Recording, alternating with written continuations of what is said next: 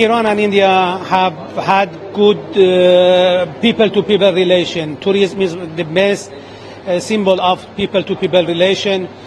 Unfortunately, in the recent years, the knowledge and mutual knowledge of two countries and people has decreased, and the Indian do not know recent development about Iran, and also Iranian do not have information about the current situation and the advance and development of India. So we initiated this event to the stakeholders industry from both countries, Iran and India, to think together, to collaborate, to find ways of promotion of tourism. We are not insisting and aiming just attracting Indian tourists. We are insisting and aiming exchange of tourism. I, as ambassador of Iran, I try to attract Iranian tourists to India. It is one of my duty. And also at the same time, I try to attract Indian tourists. So Indian and Iranian have common heritage. They need to get familiar and they need to go travel to each other. Also, because we have facilitate and we have planned different facility for Indian.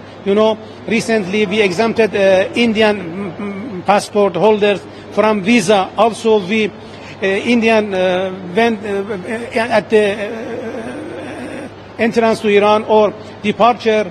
They do not need to stamp the passport, and they do not have any concern regarding traveling to other countries. So these information are necessary to be shared with our Indian colleagues. So you also mentioned about reactivation of the e-visa. So what do you say? One of the main obstacle in the promotion and development of the tourism is visa. Unfortunately, Indian e-visa isn't active for Iranian after the COVID-19.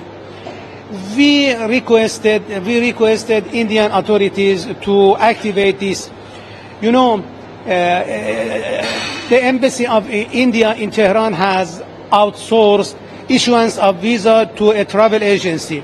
Travel agency has its own restriction, and it just can issue a few or a limited amount and figure of visa. We have asked authorities of India to activate. Of course, Indian embassy has recently asked 3 new travel agencies in Isfahan, Shiraz, and Mashhad for issuance of visa. But these are not enough. E-visa of Iran is active, and Indian from all parts of India can approach and apply for visa of Iran. But in Iran, we have, as same as India, more than 30 states or 30 provinces. They cannot apply for visa. They have to come to Tehran, they have to come to Isfahan, just 3 cities. And it is one of the difficulties which we hope that it will be activated. So just last question, it is going to be 1 year since the conflict began. How do you think this war has impacted the tourist inflow, and what is the current situation on ground? The current tension between Iran and Israel is not a new thing. More than 40 years we have tension. Of course, Israel has done something, and it is waiting for retaliation of Iran. And we will do our retaliation at its exact time when we have planned, and we will do it.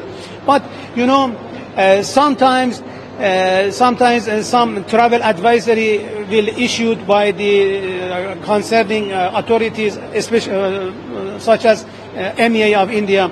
But unfortunately, it has sometimes affected the willingness of the Indian tourists to travel to Iran. But generally, not from India, but from all different countries, it did not has any effect and any influence on the number and initiative of tourism to come to Iran.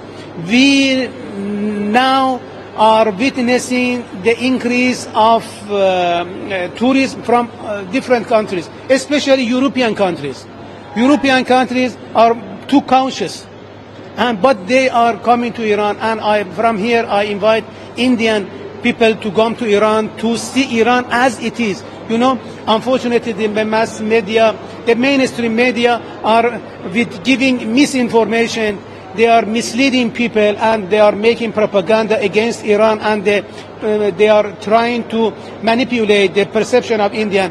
We believe that Indian can easily travel to Iran by direct flight without any visa, just 3.5 hour flight, and also they can buy good souvenir from Iran.